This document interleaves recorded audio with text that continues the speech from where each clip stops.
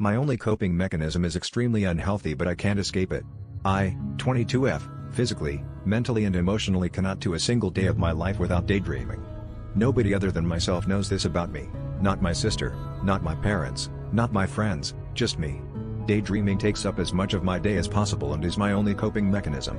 Basically, I'll get hyper-focused on a new person, celebrity, nobody close to me, and I'll factor myself into their life and either have a familial relationship with them or a sexual relationship. I've had this habit since I was a child and am so scared to try to stop it because it's my only form of comfort/relaxation/coping mechanism. If I'm going through something at home, I'll integrate it into my daydreaming, and whatever person I'm fixated on at the time, I'll imagine them comforting me and it fixes everything. My parents have always wondered why I'm so attached to my devices, and while I do enjoy social media, it's because of this habit. I've realized in recent years that I do this because I could potentially be on the spectrum and because I have plenty of unresolved trauma in both my family and in relationships. Socially, it's driven me into a corner, and I just prefer to have my imaginary friends than have real ones because real people are so disappointing, and I'd rather have my imaginary boyfriend/girlfriend because sexually they can do for me what I want them to do.